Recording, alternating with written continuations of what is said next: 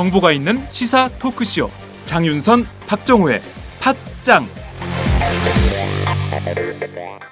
정보가 있는 시사 토크쇼 팟짱. 여러분의 광고를 기다리고 있습니다. 광고 문의 02733-5505 내선번호 108번입니다.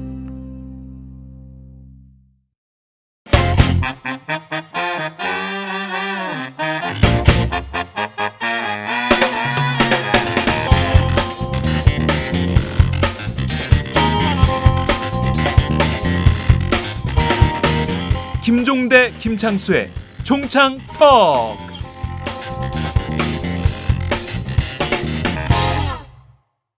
한 주간의 통일, 외교, 안보 그리고 국제정치 이슈까지 살펴보는 시간입니다.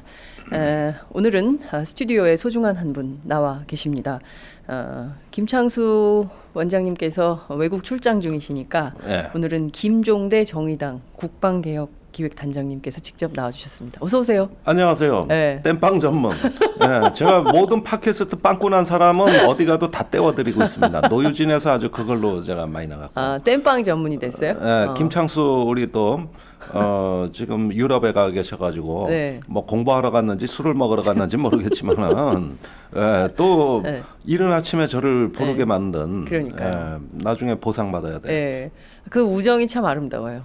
뭐 우리가 30년 동안 이 짓하고 살아왔어요. 예, 서로 땜빵 해주고 그러니까. 서로 버팀목이 되줘왔죠 여태까지. 약간 그 남성 남철남 분위기야.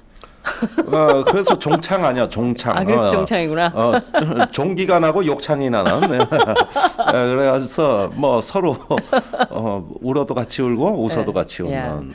야, 그 종기가 나고 욕창이 생길 때까지 친해지는 사이예요. 아 대단한 우정이다 진짜. 네, 이혜영 한신대 국제관계학부 교수님 전화로 연결돼 있습니다. 교수님. 안녕하세요. 네, 안녕하세요. 아이고 교수님 반갑습니다. 네, 반갑습니다. 예, 네. 설 어떻게 잘 보내셨습니까? 예, 잘 보냈고요. 예, 김종대 단장님 설에 뭐 하셨어요? 정치인 되니까 더 바빠지셨죠? 아니 북한이 소폭탄 터뜨렸다 로켓을 쐈다 그랬는데 그러니까. 설에 차례 지내고 바로 또 일하기 바빴죠. 그러니까요. 아줌마 더 바빴어요. 아마 욕만 나왔어요. 그러니까 네. 전부 치고 있는데 갑자기 야 저기 그 미사일 쐈댄다. 막 보고 예. 그러니까 뭐 전디집 다 기름이 튀고 지랄 난리가 났잖아. 기름이 튀고 막 그러니까. 물 쏟고 막 아줌마들을 왜 이렇게 피곤하게 하는 거야 북한은 해필 바쁠 때 며느리 바쁠 때 꼭 그렇게 난리를 쳐. 진짜 미치겠어. 도와주지는 못할 망정. 교수님은 어떠셨어요? 저는 뭐 저희 집에서 차례를 지내기 때문에 네. 어디 뭐 이동하고 그런 건 없습니다. 그렇군요. 그말 안 해도 네. 남자들 입장에서는 거의 뭐 명절이 공짜죠 뭐. 교수님 좀 하셔야 돼요. 아이고 요즘 그렇게 강 큰 남자 몇 명 없어요. 그러니까 예. 저기 음식물 쓰레기라도 좀 버려주셔야 되는데. 물론 그런 거는 네, 반도 까고 만두도 빚고. 네. 그러니까. 멀리 갈 일은 없어요. 그러시군요. 이동에는 좀 불편이 없으신데 명절에 집안일들은 다 많잖아요, 그죠? 이 얘기 나오니까 목이 확 잠기네. 하여간 장윤선이 저러다가 또 뭔 일 난다. 그러니까 아니 저는 이 방송을 빌어서 지난 명절 기간 동안 고생한 우리 엄마들 정말 고생하셨다고 위로 한 말씀씩 해주셔야 되는 거 아니에요?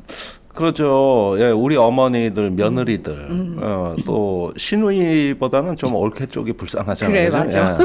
그런데 어쨌든 명절 치르느라고 고생 많으셨습니다. 그러니까. 이제 편히 이제 또 새로운 한 주 시작하시고, 스트레스 다 풀어버리시고. 애들 학교 갔으니까 오늘은 동네 아줌마들하고 커피 한 잔 마시면서 수다 좀 떨었으면 좋겠다. 그죠? 네. 아침에 청소해놓고. 네. 우리 이 교수님도 끼어드리고. 그러니까 교수님은 어떻게? 우리 그런 수다나 떨어요. 그러니까. 저도 갈게요. 예. 저희가 그 명절 끝이라 좀 그 말이 많았습니다. 그렇지만 정말 좀 그 북한 문제를 다시 한번 또 짚어봐야 될 것 같은 상황인데요. 우선 4차 핵실험 이후에 그리고 미사일입니까? 로켓입니까? 우리 언론이 막 혼용해서 쓰고 있어요. 로켓 발사가 성공했다는 소식이 지난 7일 그러니까 설날 전날 까치까치 설날에 바로 쏴버렸어요. 네. 그래가지고 난리가 났는데 어쨌든 이 얘기를 좀 먼저 해봐야 될 것 같습니다. 김종대 단장님께서 더 특별히 유념해서 보셨을 것 같은데요. 이번 그 발사 성공 어떻게 좀 평가하세요? 역시 북한의 기술은 끊임없이 진화하고 있다. 예, 사실은 자연스러운 현상이죠. 우리가 처음에 98년도에 북한이 대포동 1호를 쐈을 때 네. 저게 제대로 날아가기나 할까 아니나 다를까 공해상에 얼마 가지 못하고 뚝 떨어졌는데 두 번째 쏠 때는 약 3,000km를 나갔습니다. 네. 예, 그리고 세 번째, 네 번째, 지금 아마 여섯 번째죠. 그런데 쏠 때마다 이제 사거리가 늘어나면서 이거 언젠가 우주 궤도에 진입하겠구나. 네. 그런데 이제 바로 2012년 말에 쏜 은하 3호 로켓이 네. 우주 궤도에 진입한 것으로 보여지고 지금은 불안전하게나마 이번에 쏜 광명성 4호가 네. 하나의 어떤 인공위성의 포물선을 불안전하게 그리면서 지구 궤도를 선회하고 있거든요. 결국은 인공위성을 쐈다고 하는 북한의 주장이 빈말은 아닌 것으로 확인이 된 겁니다. 더 이제 진화하면은 대기권 재진입 기술까지 더 개발을 한다면 이제 미사일도 될 수 있는 상당한 수준으로 성숙 단계에 접어들었지 않은가 판단이 들어요. 네, 상당한 수준으로 계속 기술 발달을 하고 있다. 네. 교수님은 어떻게 보셨습니까? 예, 이게 로켓이냐 미사일이냐 인공위성이냐 네. 또 개념정의부터가 매우 혼란스럽죠. 네. 오늘 개성공단을 사실상 폐쇄하면서 정부 측에서는 장거리 미사일 네. 더라고요. 그래서 이게 미사일이냐 로켓이냐 그 자체만 놓고 미사일은 우리말로 유도 탄환입니다. 유도. 네. 그러니까 유도 기능이 있는지가 가장 중요한 기준이 될 것 같은데 이게 탄도미사일하고 인공위성은 우리가 이 자리에서 여러 번 이야기했지만은 기술적 기반이 동일한 거 아닙니까? 그래서 이제 네. 대기권 밖으로까지 쐈다가 다시 들어오면은 이제 그거는 ICBM이 되는 거고 네. 대기권까지만 있으면은 그건 미사일이 아니죠. 로켓을 쏜 거죠. 네. 로켓을. 그래서 그건 이제 인공위성이 되는 거고. 네. 그렇게 본다면은 처음 이렇게 우주 발사체죠. 그렇게 정확하게 말씀드리면 우주 발사체를 북에서 쏘았을 때 온통 ICBM 쐈다고 난리를 들었지 않습니까? 네. 우리 장 기자님 전구울 때 미사일 쏜 것처럼 그러니까요. 온 나라 온 세계가 정말 말할 수 없는 호들갑을 떨어댔는데 네. 결과적으로 보니까 인공위성이더라 하는 거죠. 결국은. 네. 근데 문제는 그럼 인공위성만 쏘지 왜 그러면은 수소폭탄 실험은 물론 미니어처 형태지만 왜 했냐 그러면은 네. 그 사이의 인과관계 때문에 북으로서도 이게 ICBM인지 인공위성인지를 국제사회에 분명히 설명을 해야 되는 그런 의무가 있는 거죠. 그래서 두 개의 현상, 하나가 수폭 실험이고 하나가 이제 인공위성 발사인데 네. 또 둘 사이에 연관이 명백히 있기 때문에 우리가 좀 불안해하고 이 전 세계가 또 사실상 좀 열도 받는 그런 상황이라고 봐요. 일단은 그렇지만 네. 지금 저 대기권 밖에서 매일 돌고 있는 지금도 돌고 있는 저거는 미사일이 아니라 인공위성이죠. 그거는 명백히 사실이라고 우리가 일단 봐도 무방할 거라 봐요. 네. 일단은 북한의 주장대로 이번에 발사한 우주 발사체는 분명히 인공위성이다 이런 말씀을 주셨습니다. 러시아하고 같은 날 썼어요, 그죠? 그렇습니까? 예. 그래서 북한이 러시아는 인공위성인데 우리는 왜 ICBM이냐? 네. 똑같은 인공위성을 왜 이렇게 서로 다르게 해석하는 것이냐? 예. 이유가 뭐냐? 이렇게 좀 왜 나만 갖고 그래? 이렇게 북한이 나서고 있습니다. 네. 그 점은 좀 어떻게 보세요? 이게 똑같은 걸 쏴도 러시아하고 사실은 북한을 따로 북한은 뭐 그런 점에서 따지자면 여러모로 특이한 나라죠. 사실 미국의 묵인하에 이스라엘이나 인도는 핵을 개발했지 않습니까? 네. 인도는 핵을 개발해서 이렇게 핵실험도 하고 실전 배치도 하는데 오히려 미국이 원자력 발전소도 져줬잖아요. 핵을 개발하는 나라에 네. NPT 체제도 안 지키는데 또 이스라엘 마찬가지잖아요. 네. 남아공도 과거에 핵실험도 했잖아요. 그러지만 미국에 여전히 후견국 역할을 했지 않습니까? 북한은 항상 왜 나만 갖고 이래? 그리고 또 미사일은 원래 국제적으로는 이건 국가의 주권입니다. 네. 예를 들면 핵을 개발하는 거는 뭐 국회 NPT 조약이다 뭐다 해가지고 규제할 수가 있지만 네. 원래 로켓을 개발하는 건 국가 주권이에요. 누구도 그거 갖고 뭐라 그럴 수가 없어요. 네. 다만 북한에 대해서만 그 유엔 안보리 결의안을 통해 가지고 금지시켜 놓은 겁니다.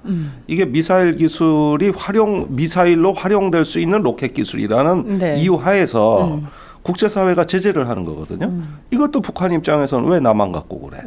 이렇게 얘기할 수도 있는 것이죠. 네. 그런 점에서 북한은 국제 보편적 규범과 달리 유엔 안보리 제재를 5개나 갖고 있습니다. 이런 걸 끊임없이 제재를 받고 있고, 그러니까 이건 전 세계적으로 이제 어떤 그 집단 따돌림 내지는 집단 폭행을 당하는 네. 하나의 어떤 왕따 국가가 돼 있는 현상이라고도 할 수 있는 것이죠. 그렇군요.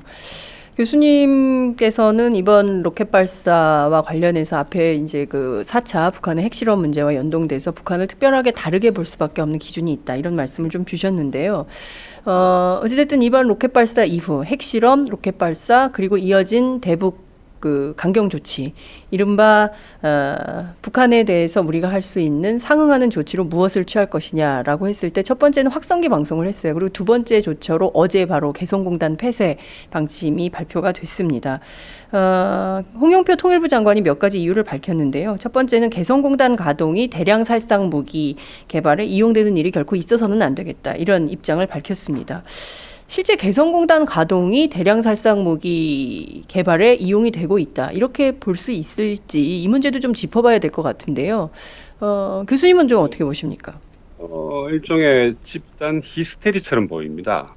집단 히스테리요. 1차 히스테리가 처음에 이게 미사일이다, 인공위성 아니다, 네.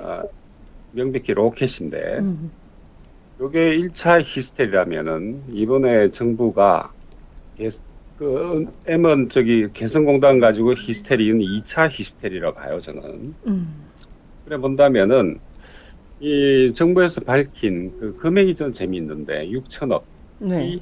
이금으로 해서 북으로 흘러 들어가서 이게 이번에 장거리 미사일 ICBM, 그다음에 수소폭탄 만드는 데 쓰였다, 네. 이런 이야기합니다. 네. 저는 참 저렴하다. 저렴하다. 예. 1천억 가지고 네. 온폭도 만들고 수폭도 만들고 인공위성도 쏘고 ICBM도 개발하고 네. 참 저렴하다. 싸게 잘 쓴다, 이런 생각을 하시는 겁니까? 6천억 가지고 그걸 다 할 수 있었다면은 네. 정말 놀라운 경제성이고 정말 놀라운 기술 혁신을 저 사람들이 이루었구나 하는 이런 생각도 들어요. 그런데 네. 우리 같은 경우에 아까 인공위성 말이 나와서 그런데 우리는 아직 우리 기술로 네. 인공위성 못 쏩니다. 그죠? 러시아에서 기술 빌려와 가지고 예. 사실상 러시아 아닙니까? 네. 수입해서 쏘는 셈이죠. 네. 우리 독자 기술로 인공위성 쏘려면 아직까지 한참 기다려야 된다는 거 아닙니까? 2021년 2년 돼야지 우리 독자 기술로 인공위성을 쏠 수 있겠구나 하는 거거든요. 네. 그런데 6천억 가지고, 네. 이야, 이거는 우리가 지금 저 인공위성 쏘려고 돈을 얼마나 퍼부었습니까? 수십조 원 될 거예요. 네. 지금까지. 각종 또 우리도 미사일 개발하고 있지 않습니까? 물론 사거리 제한이 있지만은. 그렇게 본다면은 이상하다. 6천억 가지고 저게 모든 게 가능했을까? 정말 놀라운 거죠. 그런데 또 이제 돈 이야기가 나왔으니까. 네. 우리가 지금까지 그 누적 개성공단의 총 생산한 누적 금액이 3조라는 거 아닙니까? 관련 업체가 124개고 네. 그다음에 협력업체가 5,000개가 넘는데 네. 주로 경공업 제품이죠. 냄비, 그다음에 재봉, 네. 그다음에 옷, 의류, 네. 인건비가 그러니까 노동 집약적인 산업 주로 네. 만드는 건데, 그러면 경제 성음강 놓고 본다면 한쪽은 6천억이 들어갔다는 거, 우리는 이제 거기서 뽑아내는 게 3조인데, 네. 야, 이거는 경제 살리기, 우리가 지금 다 경제 이야기를 하는데, 네. 우리 같이 지금 1,000조가 넘는 규모의 GDP 규모를 가지고 있는 나라가 한 해 개성공단 생산액이 5억 달러니까 한 5천억? 네. 이건 우리 경제 규모에서 본다면 있어도 없어도 그만이에요. 그리고 그 정도 규모인데다가 실제로 우리가 지금까지 개성공단에서 우리가 얻은 이익이 그 크다는 거죠. 경제적으로만 본다면은. 그래서 저는 이건 아까 히스테리라고 말씀드린 이유가 네. 가지고 무슨 원폭, 수폭, 인공위성 ICBM을 개발합니까? 마치 이 돈 때문에 그게 그래 됐다고 하는 거는 네. 그 M1 희생양 혹은 과학적 혹은 객관적 근거가 없는 네. 그저 분풀이용이구나. 이런 생각이 들어요. 네. 말씀하신 대로 지금 6,160억 원, 지금까지 북한에 간 현금 유입 액수인데요. 사실 오늘 오전 조간 신문들은 전부 김정은의 돈줄을 끊는다. 이것 때문에 실질적으로 대량 살상 무기가 개발되고 있기 때문에 이 돈줄을 끊음으로 인해서 더 이상 개발할 수 없도록 만들겠다. 이것이 사실 우리 정부의 입장이기도 한데요. 김종인 단장님은 어떻게 보세요? 자, 뭐 야당에서는 지금 네. 이게 북한에 퍼주기보다 개성공단은 우리가 퍼오는 우리의 이익이 몇 배나 더 되는. 네. 그동안에 총 한 32억 달러 정도의 우리가 네. 매출 성과를 올렸다고 하지 않습니까? 네. 북한에 넘어간 게 한 6천억 원이라면 5억 달러가 좀 넘죠. 네. 그것에 비해서 우리가 6배 이상 더 벌었던 것이고. 네. 또 그 공장도 가격으로 그 매출이기 때문에 네. 이것이 시중에 유통될 때는 사실 그 경제 파급 효과는 최소한 5배 이상 또 잡아야 되거든요. 5배 이상. 예, 그렇죠. 그러니까 공장도 이게 가격에서 6배, 그 예. 공장도 가격이 현장에서는 5배. 5배. 왜 그러냐면 계속 유통망을 타고 예. 이게 돈이 돌면서 효과를 그렇죠. 내는 거니까 같은 1조 원이라도 5번 돌면은 5배의 유동성이 있는 거 그렇죠. 아니겠습니까? 예. 그런 점에서는 사실 우리가 퍼오는 이런 어떤 경제적 이익이 훨씬 컸다는 것이죠. 네.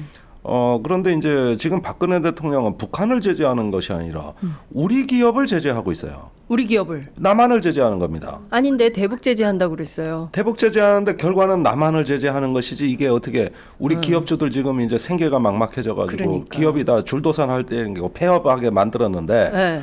북한 기업을 폐업시킵니까 지금 우리가? 북한의 생산 라인을 중지시킵니까? 북한은 임금 노동자들이고 다른데 중국 가면은 비슷한 돈 벌 수 있는 길이 많아요. 지금 저기 남한을 제재하고 계신 거예요. 남한을 제재하고 있다. 그렇죠. 네. 우리 기업들 다 지금 문 닫을 처지고 길거리에 나앉을 판인데 그러면은 제재받는 당사자가 북한입니까 남한입니까? 물론 북한도 제재를 받겠죠. 네. 임금에 해당되는 것 또 그 부양 가족들이 있으니까 네. 우리가 그런데 금액으로 보면 6배, 7배, 10배까지 되지 않습니까? 네. 그럼 누가 제재받는 겁니까? 경제도 어려운데. 그러니까. 지금 우리가 이런 제재 받아야 됩니까? 그러니까요. 참 이해할 수 없는 조건들을 박근혜 정부에서 내건 거나 다름이 없는데요. 오늘 오전 조간을 보니까 이번 결정은 박근혜 대통령이 직접 내렸다는 것이거든요. 아니, 항상 그랬어요. 항상 그래요? 네, 대북 확성기 방송도 네. 그때 국방부하고 통일부는 신중론이었습니다. 그게 1월 7일 상황이죠. 네. 홍영표 그 통일부 장관하고 한민국 국방장관이 그날 국회 오전에 왔을 때 의원들이 확성기 제기하라 그러니까 그거 신중해야 됩니다. 네. 이랬지 않습니까? 예. 근데 오후에 뒤집혔잖아요. 다음 날 8일 날 조간에 이거 박근혜 대통령 결단이라 그랬어요. 예. 그다음에 1월 22일 날 외교안보부처 합동 업무 보고가 있었습니다. 이때 갑자기 난데없이 박근혜 대통령이 5자 회담을 들고 나옵니다. 맞아요. 6자 회담은 무용론이라 네. 그러면서 북한 빼라. 그 듣고 있던 외교부 장차관 국장들이 얼굴이 하얗게 질렸어요. 하얗게. 예, 외교부하고 상의 없이 대통령이 퍼질른 겁니다, 이거. 헐 이런 분위기였겠다. 그다음에 이번에 개성공단 마찬가지예요. 네. 다 그래요. 네. 그러면은 대통령이 사고치고 부처가 수습하기 바빴어요. 이번에 여기서 단독 보도 하나 나가네요. 단독 보도. 내가 역시. 제일 좋아하는 거 내가. 네, 제일 좋아하죠. 네. 네.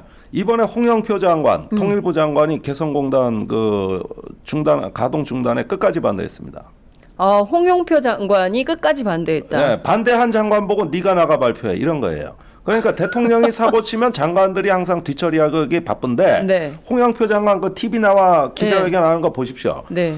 코 아래 입술 위가 다 부르터가지고 곧 쓰러질 것 같아. 얼마나 그러니까. 스트레스 받았으면. 그러니까 저는 너무 놀랐어요. 예. 그 홍영표 장관이 끝까지 반대했다는 근거는 어디 있습니까? 제가 취재한 거예요. 어떻게 확인하셨습니까? 출입 기자하고 네. 관계자예요. 관계자. 아, 그래요. 네. 그 끝까지 반대 못한 거지 굴복한 거니까. 네. 그러지만은 이거 안 된다고 분명히 얘기를 했거든요. 네. 그렇군요. 아니 근데 사실 이런 생각이 좀 들었습니다. 뭐 장관이야 대통령이 임명한 것이고 그리고 박근혜 정부하고 명을 같이 하는 장관이기 때문에 대통령의 명을 뭐 거스릴 수는 없겠죠. 그렇지만 평생 통일부 관료로 일했던 관료들은 말이죠. 네. 이게 잘못된 결정이라는 걸 알면 여기서 틀 수 있는 용기 같은 것도 좀 있어야 되는 거 아닌가 싶은 생각이 좀 드는데 그런 분들이 한 분도 없는 거 아닙니까? 옛날에 진영 복지부 장관 기초연금하고 뭡니까? 연계해서 노인연금 노인 그거 지급하자 그러니까 이거 공약하고 다르잖아. 말이 안 맞잖아 하고 사표 내고 나왔어요. 네. 가끔 그런 멋있는 장관도 있는 겁니다.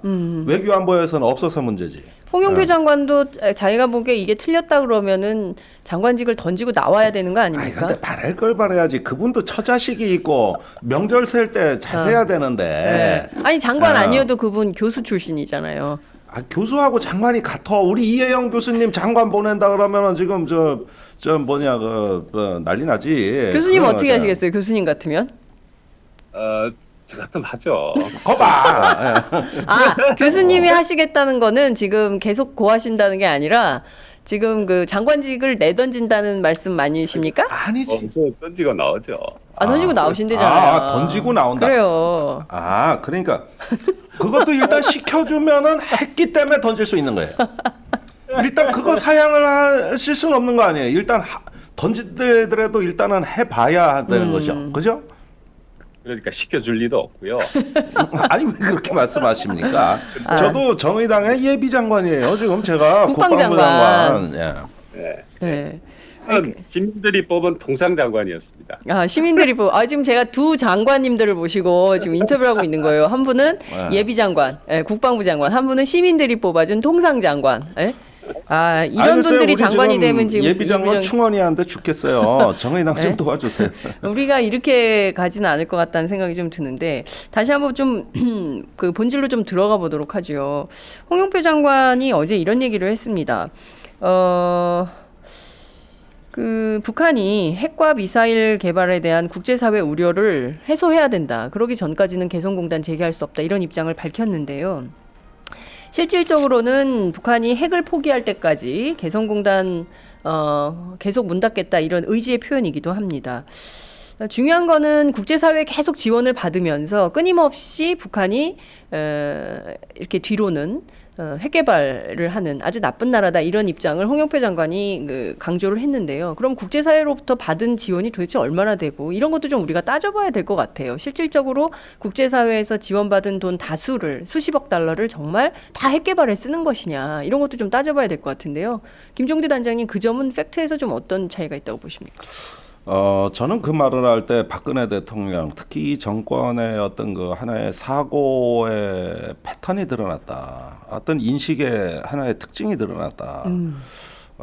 이렇게 생각하는 게 뭐냐면 저 북한의 어떤 생명줄, 숨통만 조이면 이제 곧 체제가 불안해지고 핵이고 뭐고 다 포기하고 홀라당 벗고 머리 조아리고 이제 항복 선언하고 나선다. 이런 인식이 바탕에 있다고 봐요. 박근혜 대통령 작년에도 그랬고 재작년에도 그랬고 통일은 갑자기 온다. 내년에 북한에 무슨 일 생긴지 모른다. 또 북한의 고위층이 망명하고 있다. 그러면서 통일준비위원들한테 여러분들이 내년에 북한에 무슨 일 생길지 모르니 준비 잘하고 계셔야 된다. 이러면서 북한 붕괴론에 급격히 경도되는 양상들이 보였고 특히 작년 말에는 이러한 인식이 더더욱 극단화돼서 정부의 모든 연구기관들의 지시가 내려갔습니다. 북한이 붕괴할 수밖에 없는 이유를 논리적으로 만들어내라. 이렇게 그러니까 북한에 대하여서 자연적으로 망하는 하나의 그것이 순리이자 법칙인 것처럼 인식을 하고 있고 그런데 그 산소 호흡기 달아주고 생명 유지 장치 달아주고 이게 국제사회가 찔끔찔끔 져가지고 빨리 안락사 시켜야 되는데 왜 구차하게 국제사회가 북한의 생명을 우리가 유지시켜 왔느냐 이것만 끊으면 이제는 쟤들은 끝장이다. 이제는 더 못 버틴다. 이 생각이 확실히 쓴 거예요.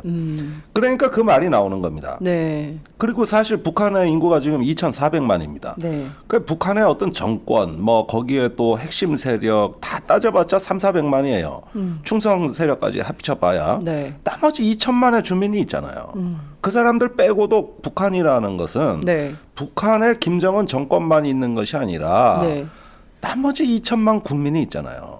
이건 국가 자체는 어디로 사라질 수는 없는 거 아닙니까? 네. 그렇다면은 이제 국제사회가 그동안에 뭐 식량도 주고 또 의복도 주고 특히 스웨덴 같은 나라는 많이 도와줬지 않습니까? 네. 고난의 행군 때도 가장 많이 도와준 나라로 저는 알고 있는데 네. 이런 것들이 북한 정권이 이뻐서 도와준 게 아니잖아요. 북한의 핵을 개발하라고 준 게 아니잖아요. 네. 일단 사람이 있잖아요. 우리 동포고 언젠가 통일된 같이 살아야 되잖아요. 네. 그래서 우리도 돈 줬어요. 관광도 갔고 비료도 줬고 쌀도 줬지 않습니까? 네. 이게 다 핵폭탄이 돼서 되돌아왔다. 이건 북한이 김정은 정권의 어떤 그과 국가 자체를 동일시해서 네. 완전히 같은 걸로 보기 때문에 이런 착시 현상이 생긴 것이죠. 네. 그러나 북한에도 주민이 있고 이 엄동설안에 난방도 안 되고 옷도 못 입지 않습니까? 그런데 그런 것도 하고 핵 문제와 인도주의적인 문제는 좀 떼서 접근하자. 네. 이게 과거에 북한에 들어간 많은 도움의 원인입니다. 네. 그런데 이게 다 핵 문제라고 어떻게 단언합니까? 이게 어떻게 같은 문제예요? 그러니까 북한이라는 자체를 하나의 어떤 적대적인 정치적인 어떤 하나의 단일한 실체로 보고 있다는 거예요. 그리고 생명줄을 끊어버리면 이제 쟤는 죽는다는 거, 안락사 시킬 수 있다는 거죠. 네. 좀 그런 인식이라고요. 아, 그렇군요. 말씀하신 대로 우리가 먼저 선제적으로 강경 노선을 그으면서 대북 제재에 나서야 국제사회도 동참할 것이다라는 얘기를 박근혜 정부가 하고 있습니다. 그러니까 네. 이번 개성공단 폐쇄 결정을 내린 것도 우리에게 큰 피해가 경제적 피해가 있을지라도 그 피해를 우리가 감내해야 국제사회가 북한 제재에 동참할 수밖에 없는 것 아니냐. 우리가 먼저 주도적으로 중국을 선제적으로 압박하겠다. 그렇죠. 중국을 이런 얘기죠. 압박하겠다. 이런 네. 얘기를 하고 있는 겁니다. 교수님께서는 이런 박근혜 정부, 박근혜 대통령의 태도에 대해서는 좀 어떻게 평가하십니까? 뭐 급변 사태론 이건 네. 이미 1990년대 초부터 나온 거기 때문에 네. 그건 이제 30년 돼 가는 거죠. 네. 그래서 30년 동안 우리는 급변 사태를 이야기해 왔고 네. 30년 동안 북한은 이제 원폭, 수폭, 인공위성, ICBM 다 만든 셈 아닙니까? 이렇게 본다면은 미국의 그 매파, 보수 매파들하고 네. 우리의 수구 꼴통, 수꼴들이 공통적으로 가지고 있는 인식 프레임이죠. 이거는. 그렇지만 북이 내일 망한다, 모레 망한다 하다가 아직도 안 망하는 네. 어떤 딜레마에 봉착해 있는. 이거는 그저 희망사항을 분풀이하듯이 내뱉는 네. 그런 분석 틀도 아니고 객관적인 팩트도 아닌 그저 내뱉는 그 쓰레기 같은 말들에 불과한 거죠. 때문에 저는 뭐 이거를 굳이 평가해야 될 때 네. 볼까 이렇게 보고요. 이번에 수소폭탄 실험을 했을 때 네. 가장 그 이제 확성기 네. 핵에 대해서 우리는 초강력한 대응 무기로서 확성기를 내걸었던 거 아닙니까? 네. 쏴댔죠. 확성기, 말폭탄을. 그런데 이제 그러자 북한에서는 가장 간단한 단순한 음향학을 응용한 네. 그러니까 확성기를 거꾸로 돌린 거죠. 그래서 한 번만에 무력화시킨 정말 네. 예. 코미디 상황이 벌어졌고 이번에도 유엔 안보리 제재가 네. 지금 한 걸음도 못 나가고 있지 않습니까? 이미 제재할 만큼 다 한 거고 네. 네. 뭔가 더 얹어야 되는데 얹을 것도 마땅치가 않고 네. 그저 나온 이야기가 세컨더리 보이콧 네. 이런 이야기. 근데 이건 대중국 제재예요, 실은. 핵심은. 네. 미사일 그다음에 그러니까 인공위성이죠. 예. 그다음에 폭탄 실험은 북한에 했는데 제재를 중국에다 한다? 예. 이게 안 되는 거죠. 그렇군요. 마찬가지로 핵실험은 북에서 했는데 왜 별 힘없는 중소기업, 네. 개성공단 입주 업체들을 제재하냐 이거예요. 좀 엉뚱한데 지금 계속 쏴대고 있는 거죠. 네. 안 돼. 그렇군요. 처음에 확성기로 쏴대서 이게 간단히 무력화되니까 이제는 네. 만만한 중소기업들. 예. 삼성이 들어가 있었으면 할 수 있을까요? 삼성이 개성공단 입주하고 있었으면 못합니다. 그러니까 만만한 중소기업들 네. 한번 이 업체 뭐 재봉업체 그다음에 커튼 옷 이런 인형 만드는 네. 이런 업체들 아닙니까? 여기 만만한 중소기업들 가지고 예. 엉뚱한 데 대고 또 쏴대고 있는 거죠. 그렇게 본다면은 네. 국제사회가 북을 제재하려면은 일단 유엔 안보리 결의를 거쳐야 되는 건데 네. 여기서 약간 제가 재미난 말씀 하나 드리자면은 네. 가장 최근에 그 13년이죠. 2013년 유엔 결의안 대북 제재 결의안이죠. 네. 보면은 이제 탄도미사일 기술을 활용한 어떤 종류의 뭐 실험 이런 거 다 금지하고 경제 제재하고 돈줄 묶고 네. 다 그런 조건이 나왔지 않습니까? 네. 그 중에 하나가 뭐냐면 육자 회담을 재개해라. 이게 포함되어 있어요. 네. 그러니까 여러 방안 중에 음흠. 육자 회담을 재개하는 것이 유엔 결의안 내용 중에 하나로 포함되어 있어요. 그럼 여기는 북을 빼고 오자로 하자.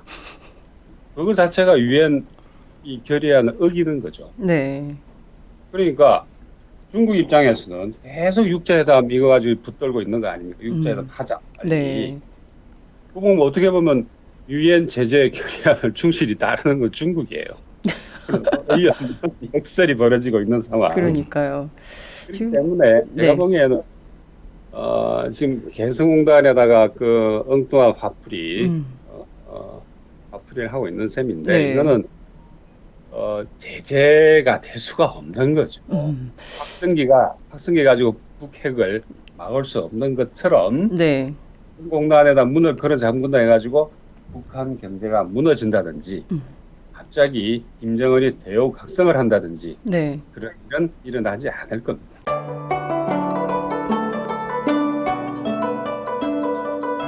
안녕하십니까. 저는 정도전을 15년 전에 최초로 소설로 썼던 작가 임종일입니다. 사실 정도전을 소설로 쓰는 데만 10년이 걸렸는데 그 시절 무명의 고달픈 심신을 양꼬치와 고량주로 달래주었던 풍무 양꼬치. 풍무 양꼬치는 월드컵 4강의 기쁨도 나라골 우습게 돌아가고 분통이 터질 때도 늘 함께했던 안식처이자 사랑방이었습니다. 진짜 정의파인 주인장은 세상을 뒤집어 푼 남자 정도전을 누구보다 먼저 알아보았고 그래서 제 소설 정도전은 역사의 곡이 없습니다. 풍무 양꼬치 역시 맛과 양심이 살아있습니다. 좋은 사람끼리는 꼭 만나야 합니다. 어떻습니까? 오늘 풍무 양꼬치에서 만납시다. 2호선 구로 디지털 단지역으로 오세요. 예약 문의 02809-9292 02809-9292. 팟짱 애청자라고 하시면 정성 가득 담긴 서비스도 나갑니다. 저희가 지금 여기서 전망을 좀 해봐야 될 것 같은데요. 앞서 그 두 분 지적해 주신 대로 박근혜 대통령이 북한 붕괴론에 대해서 굉장히 경도돼 있는 상황이라면 그래서 그런지 모르겠지만 평소에도 이런 얘기를 굉장히 자주 한다는 거예요. 태평하더라도 전쟁을 잊으면 반드시 위기가 온다. 이런 얘기를 자주 하고 진정 평화를 원한다면 지금부터 전쟁을 준비해라. 이런 얘기를 평소에 많이 한다. 이런 얘기가 오늘 아침 언론 보도에 나오기도 했습니다. 이런 박근혜 대통령의 인식 속에서 지금 집권 4년 차란 말이에요. 올 4월에 총선이 있고 이제 2달 정도밖에 안 남았습니다. 그리고 내년엔 대선이 있습니다. 그러면 사실상 대통령에게 남은 임기는 한 2년 정도, 2년도 안 남은 것이죠.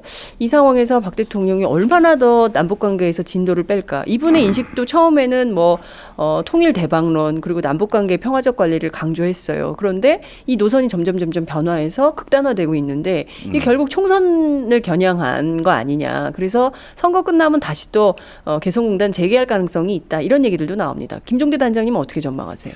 일단 이렇게 어떤 그 집단적 광기에 거의 가깝다 싶을 정도로 대책을 남발하는 것은 오래가지 못합니다.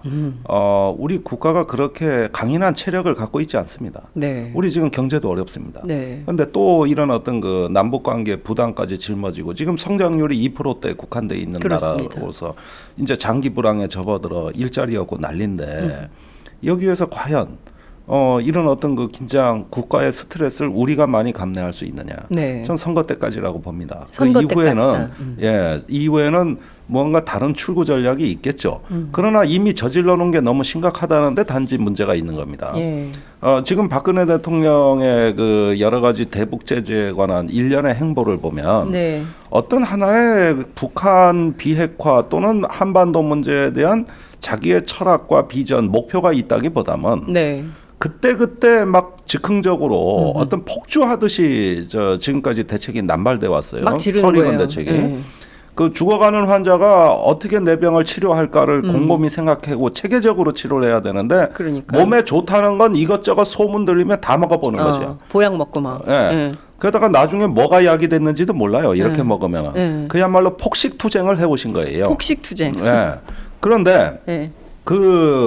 지금까지 이런 식으로 제재를 남발하고 폭주하고 이랬던 것들이 선거를 앞두고 한 가지 그 박근혜 대통령한테 긍정적 효과가 있다면 네. 국민들 굉장히 불안하게 만든 겁니다. 공포에 질리게 만든 거예요. 네. 불안하고 공포에 질리는 국민처럼 통치하기 손쉬운 대상이 어디 있습니까? 그러면서 어떤 합리적 이성을 보다 무력화하고 네. 마비하면서 네. 선거를 통치자 의도대로 끌어가기에 매우 좋은 조건입니다. 또 그런 것들을 자꾸 계속 뉴스거리를 던져주고 불안이 이어지고 증폭되고 이러한 과정을 통해 가지고 하나의 어떤 그 안보 또는 어떤 그 생존에 관한 문제에 있어서 국민들의 어떤 관심을 집중시키고 네. 그 속에서 이제 어떤 그 정치 권력의 의도가 관철되는 뭐 우리가 익히 봐왔던 패턴입니다. 또 네. 반복되고 있는 겁니다. 그러니까요. 네. 지금 투 트랙인 것 같아요. 하나는 지금 그 핵실험 이후에 북한의 로켓 발사를 이제 미사일 ICBM이라고 얘기하면서 막 밀어붙이고 오늘 신문에서는 이제 개성공단 폐쇄와 동시에 이제 리영길 북한 총참모장 처형 공포정치, 김정은의 공포정치가 계속되고 있다. 그래서 말씀하신 대로 이게 뭐야. 남북으로 전부 왜 이렇게 불안하게 난리야. 이런 시민 불안을 야기시키고 있는 것이거든요. 그래서 사실상 이것이 보수표 결집에는 상당히 큰 도움이 될 거다라는 정치평론가들의 분석도 나오고 있습니다. 교수님께서는 어떻게 보세요? 결국 이게 총선용이라고 보십니까? 북핵을 지렛대로 하는 어떤 그 안보 드라이브. 네. 그다음에 안보 드라이브를 통한 보수 결집. 진보 결집이 아니라 네. 보수 결집이라고 하는 정치적 효과를 분명히 뭐 의도했을 거라 봐요. 저도. 그렇지만 네. 총선용 혹은 정치적인 어떤 그 작전 네. 책략으로서의 이 안보 드라이브라고 하는 거는 네. 공단 그렇고요. 그다음에 사드가 있지 않습니까? 예. 그러기엔 그 후과가 이로 인해서 앞으로 벌어질 그 후과가 너무 큰 거죠. 왜냐하니까 우리가 이 자리에 저도 뭐 여러 번 이야기했지만은 지금 이 동아시아 정세 전체 판이 지금 꿈틀거리고 있는 거 아닙니까? 네. 한미를 남방 삼각, 네. 여기에 맞서는 북방 삼각, 네. 내지 이 가속화. 예. 그러니까 북한, 중국, 러시아가 예. 또 다른 군사 동맹의 접촉에 서는 예. 이런 어떤 그 트렌드라고 하는 건 굉장히 위험해요. 그렇기 때문에 자칫 네. 보수 결집을 노린 이런 어떤 정치적 노림수가 안보 드라이브라고 하는 네. 것이 국가에 대한 책임 있는 전망이라든지 책임 있는 어떤 태세 이런 거 없이 네.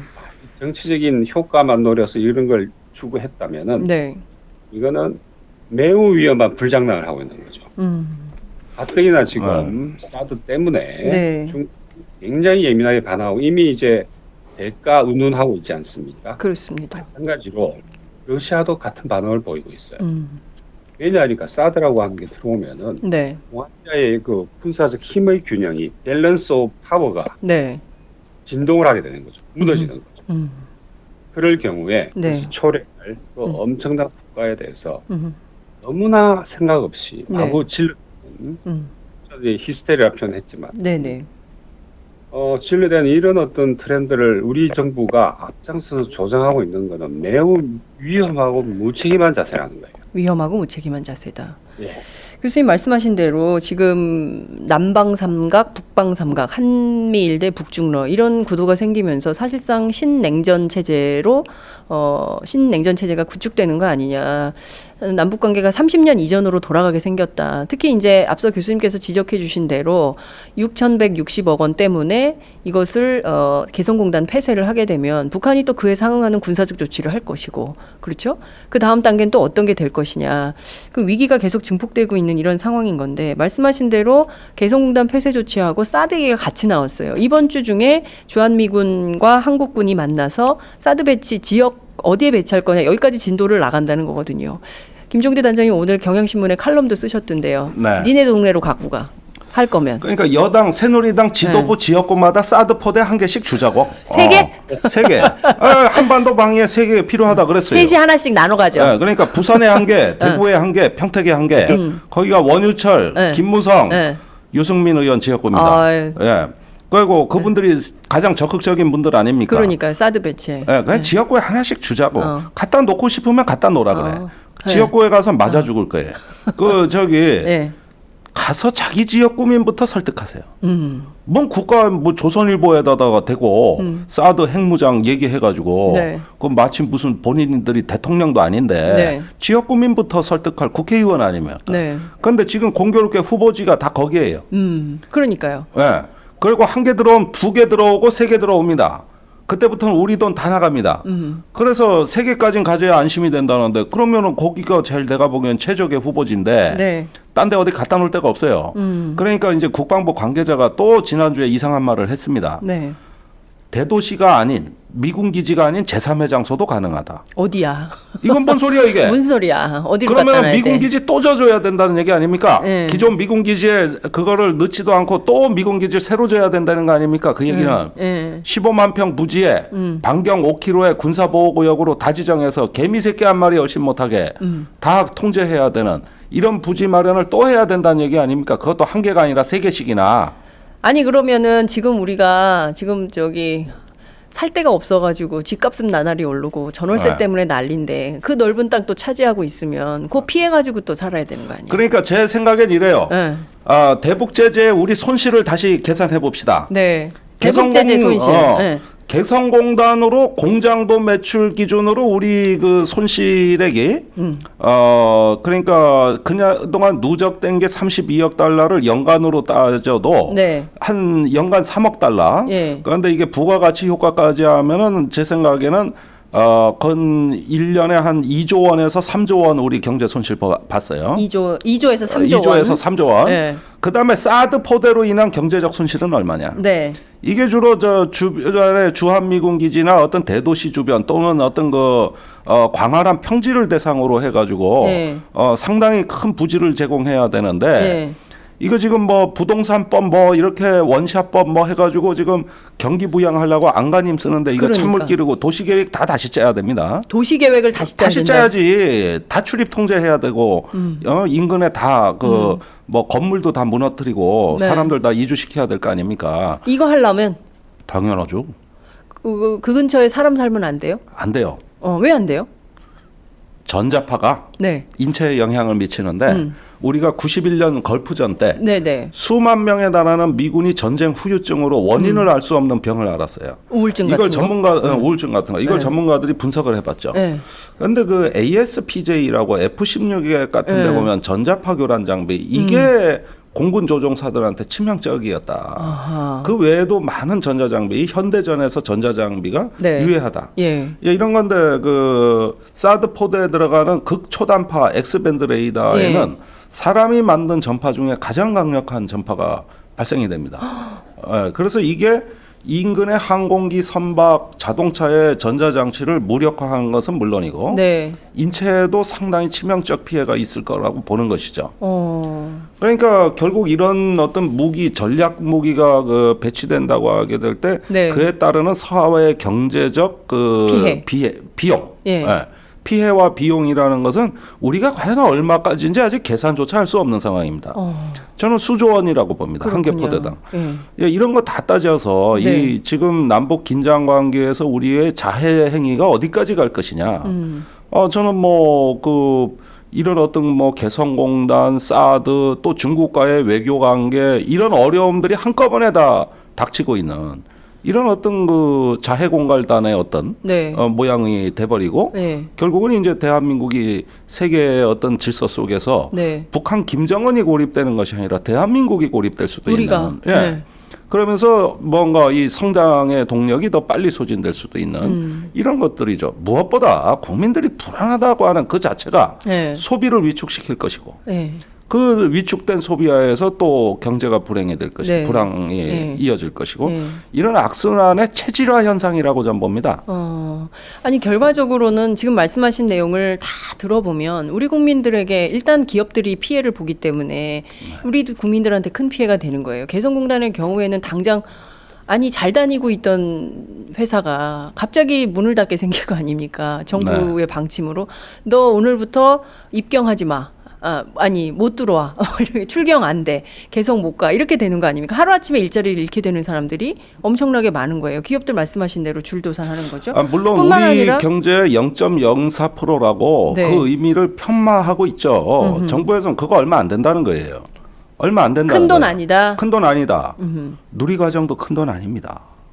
만들 수 있습니다. 네. 그런데 우리 국가가 봅시다. 지금 100조 원, 200조 원 때문에 휘청거리는 거 아니에요. 네. 국회 예결위 가서 의원들 밤새도록 고성 지르면서 싸우는 거 잘 보십시오. 겨우 50억, 100억 갖고 싸워요. 자기 지역구에 50억, 100억 갖고 목숨 겁니다. 국회의원들이. 네. 그런 거 가지고 나라가 네. 국무총리 뭐 기획예산 기획재정부 부총리 의원들이 개잡도 잡아버리는 세상입니다. 네. 사실은 국가 규모가 크다 그러지만 네. 어떨 땐 작은 돈도 사람 목숨을 좌우하는 겁니다. 그런데 0.04%라는 게 그게 어떻게 작은 돈입니까? 그러니까. 그게 어떻게 별거 아닙니까? 그 돈 그러면 박근혜 대통령 어디 가서 벌어와봐. 그 돈 자기가 어디 가서 벌어? 그렇지. 뭐 돈 받기나 했지 벌어봤나? 네. 자기가 땀 흘려 못 벌어봤잖아요. 네. 그런데 이게 별거 아니라 그래고 넘어가 버리면 그 말을 듣는 중소 영세 우리 기업인들께서는 나도 자영업을 해봐서 알잖아요. 저도 쫄딱 망했어요. 맞아요. 웃을 일은 아니죠. 네. 네. 괜히 잡지 사업했다가 그러니까. 시간 건강 돈 다 잃어버렸어요. 네. 하물며 저도 이렇게 작은 구멍가게를 해도 그러는데 저렇게 그래도 중견기업 하나 만들어 가지고 8년간 그 겨우 털을 잡아놓은 우리 기업인들한테 그게 별거 아니라 그래 버리면 그러니까요. 국가 경제에 영향 없다 그래 버리면 그리고 말도 안 되는 그 거짓말인 걸 다 알면서 네. 이러면서 경제를 얘기한다는 게 말이 되는 겁니까 이게? 그렇죠. 작은 것이 아름답고 작은 것이 소중한 것이죠. 지금 당장 그 목을 메고 일하고 있는 노동자들 그리고 기업인들 생각하면 별거 아니다 이런 말을 해서는 안 되죠. 설상 그런 생각을 갖고 있다 하더라도 입 밖으로 그런 말을 함부로 내뱉어서는 안 되죠. 우리가 소중하지 않은 게 어디 있습니까? 자, 개성공단은 말이죠. 네. 우리가 과거에 한미 FTA 때도 한미 간의 쟁점이었어요. 네. 개성공단을 국산품으로 볼 것이냐 아니냐. 그렇죠. 그다음에 중국도 개성공단을 보면서 저게 무슨 사업 모델이냐. 이걸 중국도 큰 위협으로 받아들였던 겁니다. 네. 이 개성공단이라는 것은 규모는 그렇게 뭐 GDP의 0.04%밖에 안 되는 작은 걸지 몰라도 결코 국제사회는 작게 안 봤어요. 이것이 갖고 있는 어떤 새로운 사업 모델과 그 폭발력. 그렇습니다. 그것이 앞으로 국제관계를 변화시키는 숨어있는 잠재력. 네. 이런 걸 봤을 때 네. 이건 경제 가치로 환산할 수 없는 이건 새로운 성장 동력이었던 겁니다. 그렇습니다. 이걸 전 세계가 제2, 제3의 주목했던 거예요. 네. 그런데 이걸 어떻게 별거 아니라고 얘기합니까? 그리고 키우기로 따지자면 0.04%가 아니라 지금의 50배로도 키울 수 있었어요. 그렇죠. 50배로도 키울 수 있었던 겁니다. 그걸 오이사 조치로 막은 거예요. 신규 투자 못하게 했던 겁니다. 네. 그래가지고 조모양으로 유지시켜 왔던 것이죠. 네. 근데 그것마저도 지금 문을 닫겠다고 스스로 결정을 문 닫겠다는 거예요. 한 것이니 얼마나 지금 참 이 상황을 우리 외국 사람들이 보기에는 참 저 사람들 어떻게 아니 이게 저렇게 별거 아니면 그 돈 벌어오라고 가서 벌어와. 아니면 물어내. 그러니까 네. 교수님 또 한미 FTA 전문가세요. 이 그 개성공단에서 나온 역외지역 상품으로 이렇게 지정이 돼 있는데 어쨌든 지금 우리가 사드 얘기하다가 다시 또 개성공단으로 돌아왔어요. 개성공단이 워낙 심각하니까 그렇긴 한데 지금 뭐 수조 원대 피해를 지금 하고 그리고 또 중국하고 러시아를 상당히 자극하면서까지 사드 배치를 한다고 강행을 한다면 결국 이게 보통 심각한 문제가 아닌 상황으로 가는 겁니다. 이게 여러 가지 중증적인 문제가 앞으로 터져 나올 텐데 이거를 다 박근혜 정부가 감당이나 할 수 있을까 싶은 생각마저 듭니다. 교수님 좀 어떻게 보세요? 그렇죠. 이게 문제는 이게 자해적. 네. 자해적 전략 이런 건 전략이 아니죠. 네. 서로 살자고 하는 게 전략이고 외교인데 네. 그것이 끌어가고 있는 거죠. 그렇게 본다면 특히 이 개성공단 같은 경우에는 네. 사실 그때에서 가장 중요한 핵심 이슈 중에 하나였고 네. 당시 노무현 정부가 이게 개성공단을 미국으로부터 양보를 구체적으로 무슨 말이냐면 개성공단에서 만들어진 제품에 네. 대한 이걸 이제 국내산으로 인정하는 다시 말해서 특혜 관세를 부과해주는 네. 요거를 가지고 엄청나게 협상을 했어요. 그래서 어쨌든 내용은 없지만 껍데기라도 어쨌든 한미 FTA에 이 개성공단 조항이 들어가게 된 거고 물론 한미 FTA 협정문 어디에도 개성공단이라는 명칭이 등장하지는 않습니다. 당시에도 수차례 지적했던 사안인데 네. 어쨌든 개성공단이 누가 봐도 뭐 분명한 그런 의미에서 역의 가공지대 이를 이제 조항에 집어넣었고 이거를 집어넣기 위해서 다른 분야에서 엄청난 양보를 또 한 거죠. 그렇다면은 네. 이렇게 자해적 개성공단 폐쇄라고 하는 자해적인 이 정책을 네. 펼치면서 그 당시에 개성공단을 한미협정 협정물에 넣기 위해서 양보했던 모든 걸 다 날려먹은 거예요. 동시에. 그래서 이게 협력업체를 비롯한 입주업체의 직접적 피해는 말할 것도 없는 거고 네. 나아가서 이게 외교 그다음에 통상 이쪽 분야에서 보더라도 개성을 따내기 위해서 미국으로부터 양보했던 수많은 것들을 네. 모조리 무화시키는 무로 돌려버리는 네. 그런 어이없는 일을 지금 벌리고 있는 거예요.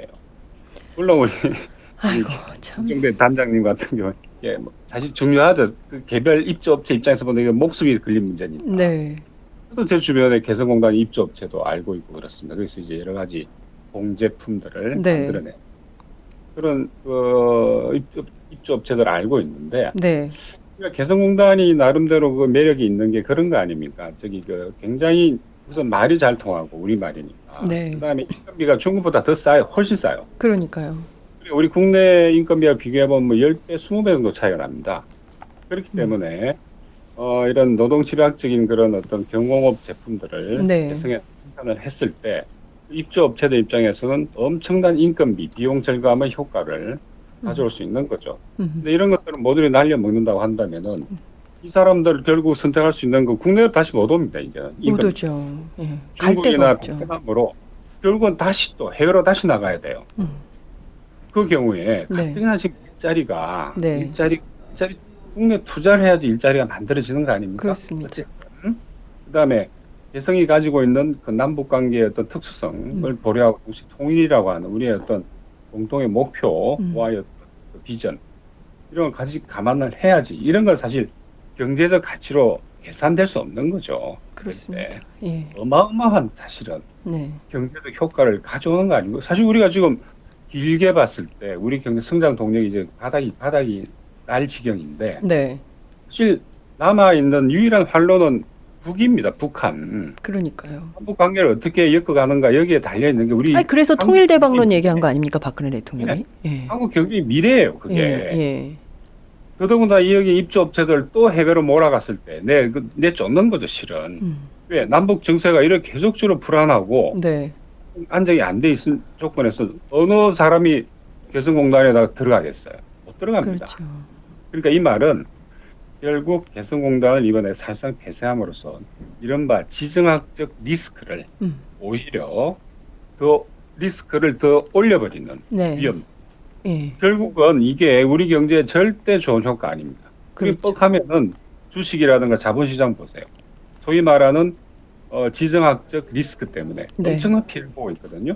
결과적으로 다시 한번 지정학적 리스크를 제고하는 네. 걸 올려버리는 가장 어리석은 자해적 전략을 채택했다 이렇게 볼 수 있는 거예요. 네. 저는 그 자해적 전략이 네. 어쩌면 우리가 보기에 자해적이지 박근혜 대통령 입장에서 합리적으로 비춰질 수도 있다. 합리적 결정이라고요? 이걸요? 이렇게 큰 손해가 나는데? 왜 그러냐? 예. 우리가 마키아벨리가 군주론으로 유명한데 네. 그분이 쓴 책 중에 로마사 농고라는 알려지지 않은 책이 하나 또 한 권 있습니다. 네. 이 책에서 마키아벨리가 뭐라 그러냐면 국민들 절대 부유하게 만들면 안 된다. 부유하게 만들어야 되는 건 국가가 부유해져야 되는 것이지 백성이 부유해져서는 안 된다는 거예요. 그러면 국가의 말을 안 듣기 시작한다는 것이죠. 그러면서 가급적 세금을 많이 걷어서 국가의 곳간에 부유하게 쌓아놓고 끊임없이 이렇게 그 백성은 가난하게 만들으라는 겁니다. 이렇게 해야 통치가 잘 된다는 거예요. 사실 지금까지 그 권위주의의 향수가 있는 역사의 수레바퀴를 거꾸로 되돌리려는 이런 통치자들의 행태를 보면은 마키아벨리의 통치론을 충분히 그 답습하는 어떤 수제자들 같아 보입니다. 네. 그런데 그 지금까지 이제 경제가 이 정도면 외국에선 정권이 바뀌었어도 진즉 바뀌고 또 얼마든지 이거는 정권에 대한 응징이 가해졌는데 한국에선 지금 경제 양극화가 더 심해지고 오히려 국민들이 더 고생할수록 더 고분고분해집니다. 무슨 얘기냐? 네. 통치하기 좋은 국민들이에요. 통치하기 좋은 시민입니다. 당장 먹고 살아야 되기 때문에 정치에 관심들 여유와 겨를이 없어요. 그렇죠? 예, 국가가 나서서 개인과 어떤 공동체의 어떤 행복을 책임져야 된다는 사고방식은 존재하지 않아요. 단지 네. 통제하고 관리하고 감시하는 겁니다. 이랬을 때 지금 개성공단의 이 정도 피해는 국가를 위해서 감수해야지. 국민이 그러면은 그거 조금 손해본다고 머리에 핵을 이고 살아야 되는 나라가 경제 타령이나 하고 있어? 또 니네가 참어. 네. 경제 타령이나 하고 있고 GDP 0.04% 같은 걸 핵 문제를 갖고 엉겨붙어? 어느 나라 국민이야? 그까짓 건 발로 밟아도 돼. 이런 생각이라는 겁니까? 저는 박근혜 대통령은 그렇게 생각하실 수도 있다고 봐요. 그렇게 보면은 이 문제는 네. 사실 그 개개인의 어떤 행복과 또 국민들의 어떤 경제 문제 이전에 네. 하나의 국가라는 자기의 어떤 핵심 가치가 있는 것이고 네. 그것을 위해 가지고 어느 정도 국민들 불평 감수하고 희생을 요구하는 게 뭐가 잘못됐다는 거냐? 네. 좀 그렇게 생각. 아니 근데 그토록 보수가 좋아하는 국익이라는 관점이 있지 않습니까? 국익, 국가적 이익. 그러면 이번 개성공단 폐쇄가 국익에 얼마나 큰 도움이 되냐는 거예요. 그러니까 앞으로 전쟁 위기는 고조될 거고 북한의 도발은 사실상 개성공단을 만든 가장 큰 이유는 북한이 휴전선을 그만큼 뒤로 물른 거 아닙니까? 그리고 무기들을 전부 뒤로 뺀 거 아닙니까? 그리고 거기를 경제지역으로 블록화한 거잖아요. 네. 개성 시민들이 군사지역에서 경제지역으로 바뀐 동네가 된 거 아닙니까? 거기 우리도 기여를 한 거고. 그래서 그게 그렇죠. 남북관계 발전의 하나의 표징처럼 이렇게 돼 있었던 건데 이거를 다시 거꾸로 돌린다고 한다면 결국 거긴 다시 군사지역화 할 것이고 네. 대결은 강화될 것이고 국민 불안은 커질 것이고 결국엔 이게 뭐 긴장고조가 우리에게 무슨 경제에 큰 도움이 되겠냐는 거죠. 국익에 무슨 도움이 되겠냐는 거죠. 그러니까 그런 식의 국가 이익이 아니라 네. 박근혜식으로 재구성된 국가 이익이라는 것이 있는 그렇구나. 것이죠. 네. 그런데 결국은 안보를 가장 중시한다. 뭐 사실 저도 안보가 중요하다고 생각합니다. 네. 그런 면에선 저도 보수예요. 안보가 중요하지요. 왜 안 네. 중요합니까? 네. 그 국민들 안전에 관한 문제인데 이걸 누가 무시한단 말입니까? 박근혜 대통령 혼자 안보하는 거 아니에요. 우리도 군대 갔다 오고 할 거 다 했어요. 그렇지 자기 혼자 안보하는 거 아니야. 오히려 그 밑에 부하들이 안 갔어. 그 밑에 부하들이 안 갔어. 국무총리부터 그냥 뭐 그러니까. 수두룩해. 네. 그런데 이 하나의 어떤 국가의 어떤 그 의미, 존재 의미를 하나의 어떤 그 우리는 흔히 민주국가, 경제국가 또 행복으로 가는 그 평화의 교리한 국가 이런 걸로 보지만은 네. 박근혜 대통령이 보는 국가의 실체는 안보를 위한 집단입니다. 안보 국가죠. 네. 그러니까 이런 것들이 우리가 안보 국가냐 민주국가냐 이거 논쟁하는 건 사실은 어리석은 일이고 조작된 거지만 네. 그러나 현실에서는 그렇게 지금까지 정치가 움직여 왔던 겁니다.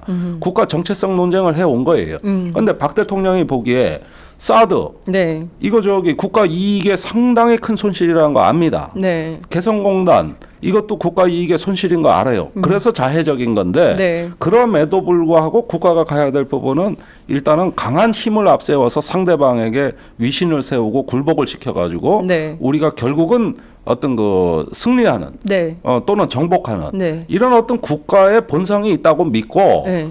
그걸 위해서 다른 건 희생할 수 있다고 보는 거죠. 아니 근데 그 관점이 오르려면 그동안 입증이 돼야 되는 거 아닙니까? 내가 그런데 왜 박근혜 대통령 같이 돼가지고 그러니까. 우리가 논쟁하고 이래? 아니 근데 이 재미없는 논쟁. 그러니까 다 떠나서 지금 30년 동안 교수님께서 말씀해 주신 대로 30년간 북한 붕괴론 가지고 주장을 해왔지만 보수가 결과적으로 지금까지 하나도 변화된 건 없단 말이에요. 그런데 앞으로 이렇게 이 문제가 심각해지면 결국에는 박근혜 대통령이 틀렸다는 게 입증이 될 텐데 그럼에도 계속 고집을 하겠죠. 교수님 어떻게 전망하세요?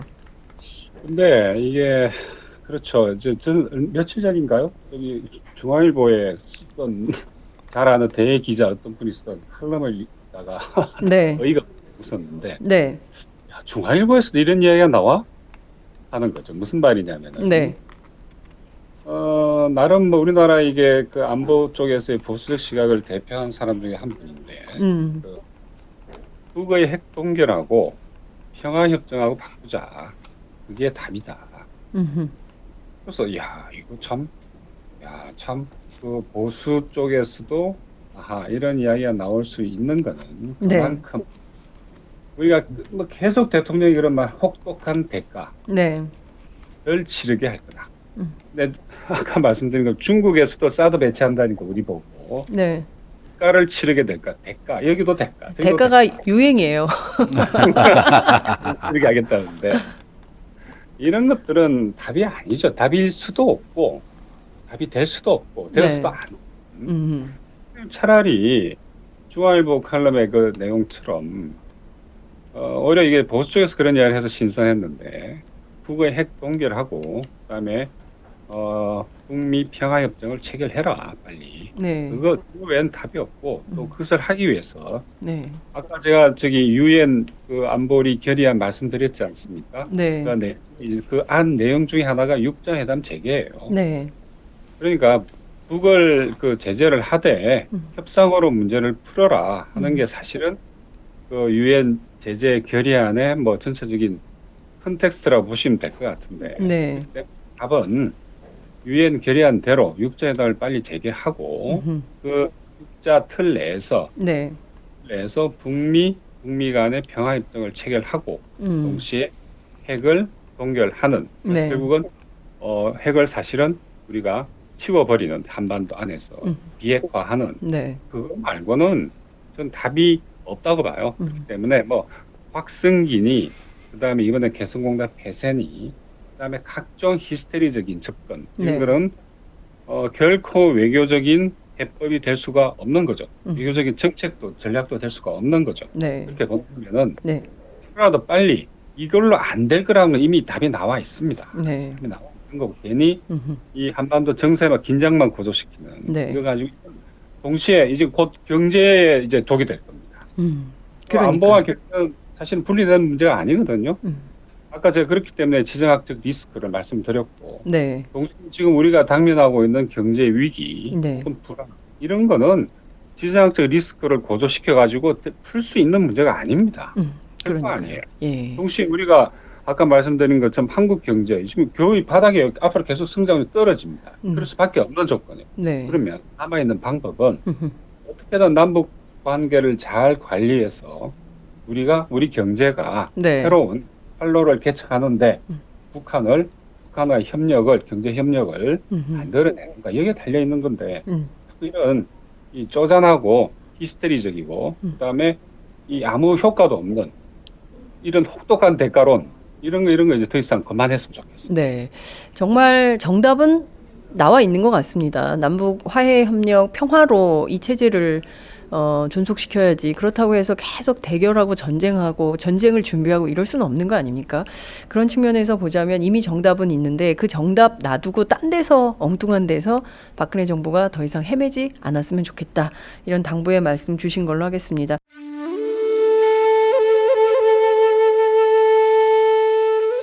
영한네이처의 마카산삼. 공중파 텔레비전에도 없고 인터넷 배너 광고 하나 없지만 팟캐스트 좀 들어봤다 하는 분들은 다 아는 마카산삼. 진짜 유명해져서 유사 제품도 많아졌습니다. 이젠 마카산삼으로 검색하면 너무 많이 나와요. 꼭 영한네이처로 검색해주세요. 팟캐스트에서 듣던 그 마카산삼을 구입할 수 있습니다. 특히 나라 걱정으로 심신이 지친 분들에게 권합니다. 몸에 정말 좋습니다. 내 몸도 나라도 살릴 힘이 납니다. 페루의 마카와 우리나라 산삼, 몸에 좋은 11가지 원료를 모두 하나로 만든 마카 산삼. 마카 녹용과 마카소와 청소년도 있습니다. 1일 2회 공복에 따뜻한 물과 함께 드세요. 영한 네이처 마카 산삼. 네, 저도 팥짱 녹음하기 전에 마카산삼을 꼭 챙겨 먹고 있습니다. 사실 뭐 중국 문제 저희가 오늘 뭐 미국 대선도 좀 살펴보려고 했었는데요. 시간이 다 돼서 더 할 수는 없을 것 같고요. 그렇지만 시청자들께서 보내주신 의견 이거는 꼭 또 소개를 해야 될 것 같습니다. 개성공단 사업자 사장님들이 무슨 죄야? 땜빵. 아까 땜빵 하신다고 말씀을 해주셨더니 어떤 분께서 땜빵 크크크 이렇게 이 말씀을 좀 주셨고요. 박근혜 정권이 개성공단 완전히 폐쇄하는 수순으로 가는 겁니까? 참 걱정입니다. 이런 도대체 그 선거 때문에 북한과 긴장 관계 만들려는 의도가 뭔지 궁금합니다. 혹시 총선 끝나고 다시 개성공단 재개하지 않을까요? 아니면 계속 중단할까요? 이런 의견. 멋지다 김종대 여러 군데 나오지 말고 팥짱만 나와주세요. 그럴까 생각 중이에요. 네. 네. 김종대 단장은 팥짱에 나올 때 제일 빛난다. 오 이런 의견. 누구셔 그분? 그분 아니, 그러니까. 그 아이디가 뭐야 그거? 확인해 드릴게요. 네. 아닙니다. 진짜 안보에도 계속 나와야 돼요. 이런 의견. 그분은 국민 TV 조합원인가 보다. 그런가 보다. 예. 과연 박근혜 정권은 북한이 실제 붕괴될 거라고 믿고 있을까요? 그렇게 생각한다면 북한 붕괴 이후 대책은 있을까요? 난민 처리 어떻게 하려고 그러나 이런 것도 있고. 그다음에 김종대 재미져 너무 좋아 멍청한 사람들은 위험하다. 뭐 어떤 분은 별풍선 10개 설문을 하시기도 하셨고요. 진짜 남북관계가 혼돈의 시기가 되었네요. 원칙도 없고 실효도 없는 대북 정책 이런 입장을 주셨습니다. 0.02%로 알고 있는데 이거 아닙니까? 그리고 별거 아니라는 것보다는 북한 제재안을 유엔에서 채택하는 분위기 그리고 중국을 제외한 모든 국가가 대북 제재에 나서는데 우리도 액션을 취해야 되는 건 아닙니까? 이런 반박 의견을 주신 분도 계십니다. 어떠한 대안이나 해결책이 없는 해체, 폐쇄, 분쇄 이것만 하는 박근혜 정부 문제다. 이런 의견도 주셨습니다. 공포 마케팅을 대북 카드로 한다. 이것은 분명한 총선 준비용이다. 이런 입장도 주셨습니다. 여러 가지 질문도 있고 그런데요. 끝으로 김종대 단장님께서 한 말씀 해주셔야 될 것 같은데요. 12개의 의견 가운데 이혜영 교수님 하나도 없네요. 아니, 네. 에이, 그거는 우리가 조금 이해를 해주셔야지. 아니 저기. 얘 댓글 보니까 또 선거가 다가오고 있구나 실감이 됩니다. 예. 네. 근데 교수님도 이제 한번 그 스튜디오 나오셔서 한번 입이 풀리시면 네. 그땐 달라져요. 네. 그렇군요. 예. 감사합니다. 네. 총선 끝나고 공단 재개했으면 좋겠다 이런 입장이 좀 있으신 것 같습니다. 어차피 이게 선거용이라는 거를 우리 국민들도 이미 다 알고 계신 것 같습니다. 총선 끝나면 재개가 되기를 바란다. 이런 의견이 있네요. 끝으로 한 말씀 부탁드립니다. 김종대 단장님. 예, 이제 뭐 선거도 얼마 안 남았습니다만은 아무로 그 숨가쁘게 긴장과 반전의 연속인 한반도 정세는 네. 정말 어떤 소설가의 상상력도 뛰어넘는 극적인 어떤 순간의 연속으로 이어지고 있습니다. 지난 12월 28일 날 위안부 협상이 한일 간에 타결이 되고 네. 이게 웬 날벼락이냐 싶었는데 이번에 이제 로켓 발사에서 개성공단 중단까지 네. 이어지는 지난 한 48일여간의 한반도 정세는 아마도 역사의 획을 그을 만큼 숨가쁜 일정이었다. 네. 그다음에 반전의 연속이었다. 그러면서 그 30년간 역대 대통령이 쌓아왔던 것이 한순간에 불과 48일간에 다 무효화가 되고 무력화되고서 네. 드디어 이제 박정희 시대로 되돌아가는 네, 이런 그 참담한 현실을 보면서 우리가 정말 저도 전문가로서 전혀 예상하지 못했고 네. 상상조차 할 수 없었던 극단적 상황이 도래했다. 이런 극단적 상황은 과연 한반도가 어디로 가려고 이러는 것인가? 우리 국가는 지금 어디로 가고 있는가? 네. 우리 시민들은 지금 어디에 서 있는가? 총선 이후에 세상은 어떻게 바뀌어 있는가. 네. 이런 점에서 사실 많은 성찰과 고뇌를 하게 만드는 시간입니다.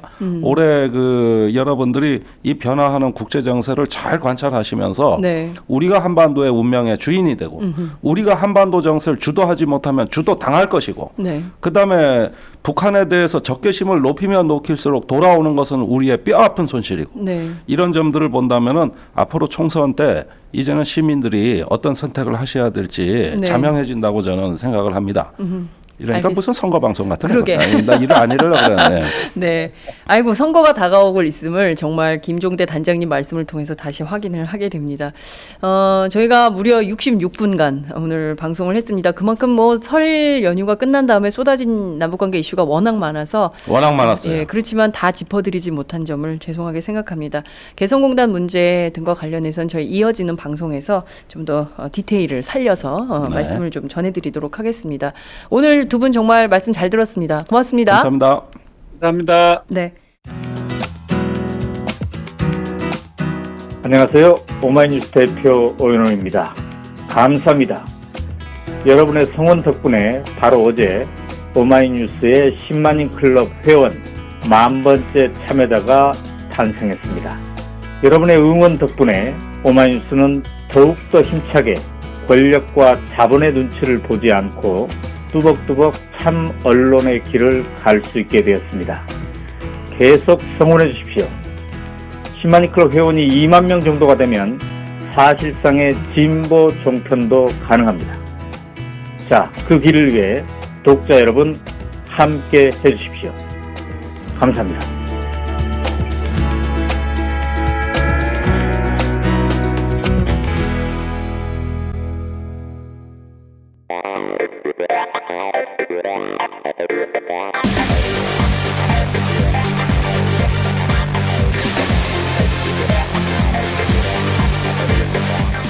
정보가 있는 시사 토크쇼 장윤선, 박정호의 팟짱.